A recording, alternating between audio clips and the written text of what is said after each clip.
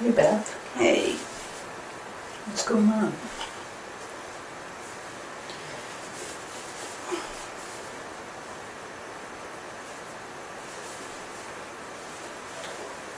I cut again.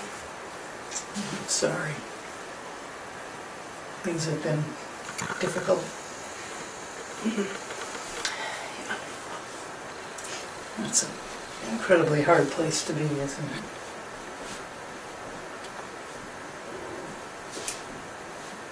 Yeah. I guess I should go to the hospital. So you're worried about the depth of the cuts or something? No, but my therapist said that if I cut again, I just need to go to the hospital. And so what would you hope from the hospital? Oh, I don't know. She just said that it would be really, really, just I could cut again, and so maybe I just need to be someplace where I'm safe.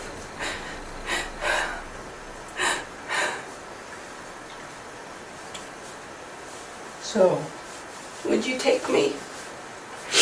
I'm happy to do that, but I'd love to talk with you for a little bit first, if that's okay. Sure. I don't know what to say. I just, Yeah, you don't need to say anything. Okay. I was just going to spend a little time just spend some time with you. Because I've had some times where I've done lots of self-injury, and for me it was a time where I just felt a lot of shame. And it was almost more the shame that hurt than the self-injury. Is it like that for you? I just don't want to feel it all. So I just go ahead and cut. I don't want to feel those things, because then I might have to ask where the shame is coming from, and I just don't want to go there, and I think I'm pretty fragile right now. So when you're feeling fragile, what is it that you need from people who consider themselves to be your friends? I think I need them to just help me, just help me be safe, and help me know that I'm here and now, and help me to just watch over me and make sure that I don't hurt myself anymore, and just that kind of thing. So what do you think your friends need from you when you're feeling like this? Are you saying that I'm supposed to be doing something for them right now? Well, I don't know. I mean, Look at me, Shery. Look at me. Do you think I could... Are you saying I'm not a good friend? That's interesting that you ask that. I think that friends are always sort of trying to figure out how to get through hard times together. But you're a peer supporter. You're supposed to just help. I can't give anything to you. You don't need anything from me. You're not cutting anymore, and you don't keep going into the hospital, and it's ridiculous to think that. It sounds like that made you pretty pissed off. So it feels like you have nothing to give back, and the thought of giving... I'm a good person. Yeah. I just don't want you to think that I'm supposed to give all the time, because right now I'm giving out. I have given out. I have been hurt. I have been torn down. I have been humiliated, and there is nothing left in me to give to anyone, and I just need you to give to me. It sounds like a lot of pain and a lot of burnout and just a lot of loss. Yes. Yes. So I just need, I just need a blanket wrapped around me and somebody to just love me and to take care of me.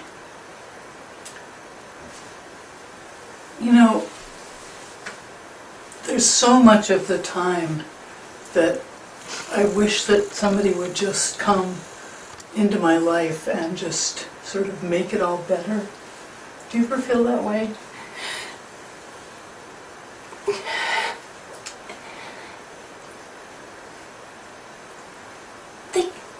I know nobody can do that, and I just need them to understand that because of what I've been through, I just am different, and I just need them to understand that I'm different, and to really just honor my difference.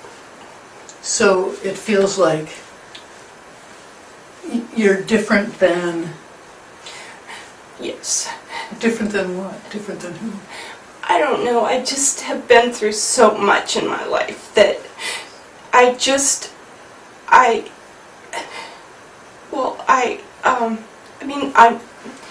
not always different. I mean, there are times when I feel like, I can go to the mall with friends, or I can, even maybe cook a little bit of dinner or something, but my doctor and my therapist told me that, that I've been damaged, I've been hurt, it's okay for me to take a break, is what they said. I can take a break. And taking a break means?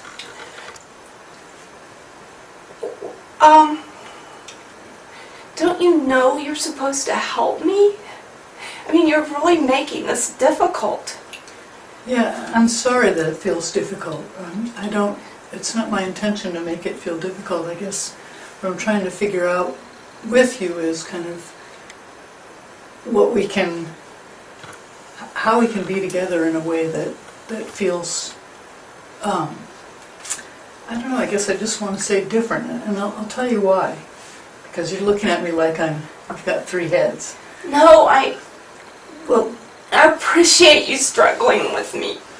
Yeah, I guess that's what it is, Beth. I mean, I guess what I hope is that we can struggle to do something different with each other than just end up with one of us feeling like the other is needing to be taken care of or taken responsibility for. And I'll tell you why I want to do something different, if it's okay with you. Yeah, I guess. Well, I have to say that for me, that whole feeling of feeling different and like incapable of giving and really needing somebody to keep me safe in my own life has really, in a strange way, sort of kept me really disconnected from people. Yeah, I guess I can see that sort of like an invisible kind of wall. I thought that was the way it was supposed to be, though, that I had to live in that invisible wall to make sure that I could just be safe. Wow. And so when you live in that invisible wall, what does it mean to say that you could just be safe?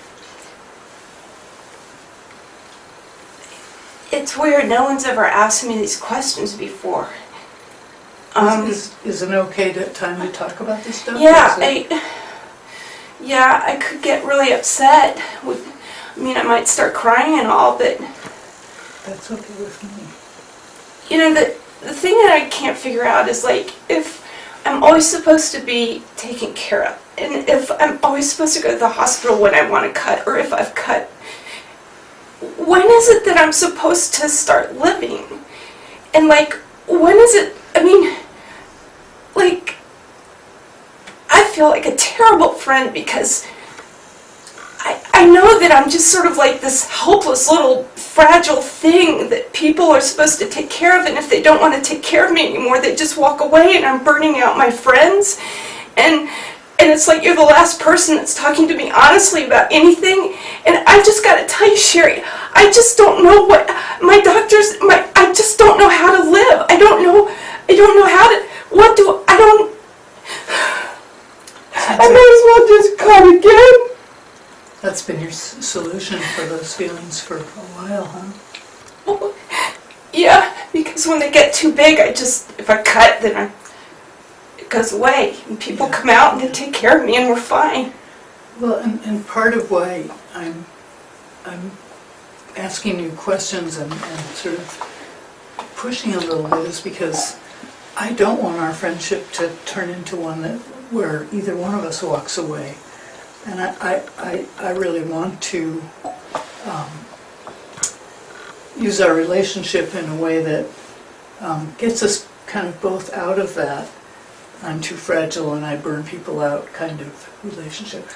I lost so many friends when I was kind of going through my stuff. Yeah, I mean, I guess I expected people to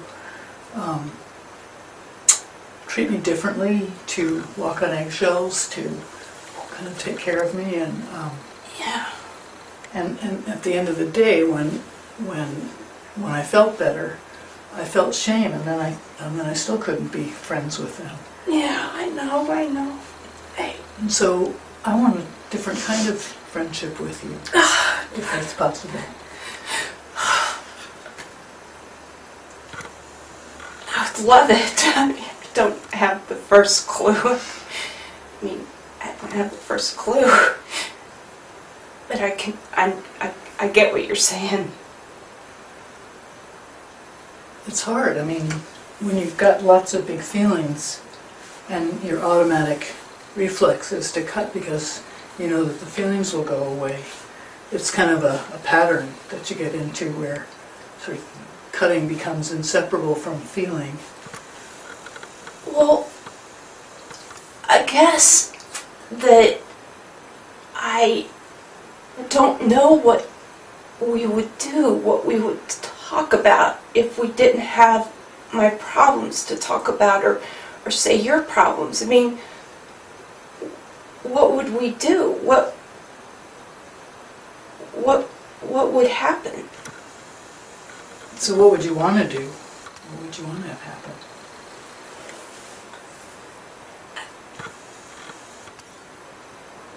I don't think I want to go to the hospital. Wow. That's awesome. I mean, when I first came and we sat down together, it was the first thing that you said you thought you needed. I know. And it's really different to hear. I don't want to go. Yeah, what you think you need versus what you want. I never, I think there's, all I know right now is I don't want to keep, I want to do something different, and I didn't guess I knew that I could. Well, for me, the whole thing with self-injury was a very lonely experience. It sort of kept me from being in conversation with people. It was a way to deal with my pain very alone and very secretively.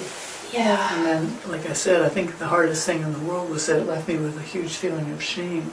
Yeah. So, I mean, for one thing, I don't think that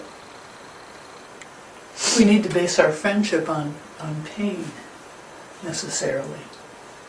But certainly, if we find ways of talking together that do something different with the pain, that there's perhaps more room for a different kind of relationship. You mean like, because like that was really worrying me. I thought that, you know, if I get better, then I won't be able to have the friendships that I have, or I guess they're not really friendships, but I was worried that, like, I really like my therapist, and I was thinking, like, if I get better, does that mean that she would leave, you know?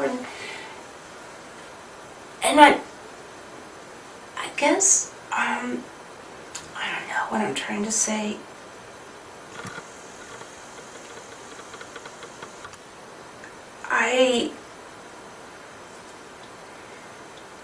Do you think it's safer to feel kind of fragile and in need in order to keep people in your life? Yeah. Yeah. Please don't tell anybody. Well, it's just... such a common experience. You're kidding. I mean, I just know so many people that have gotten stuck in the health system, and you know, they've learned to think that the only way that they can be in relationship or in connection is to be taken care of, or to have somebody feel like, you know, they need them. Are they trying to figure out what the hell to do too? Yeah, I think a lot of people are, and I certainly have been through that myself. So, like, is that what you and I can maybe, I just try, figure it out? I mean, I don't even know how you got to where you are now. I don't know, like, I don't know anything about you. I just know that you had this past and now you don't have this past, and I don't really know anything else. I still have a past. Oh, okay.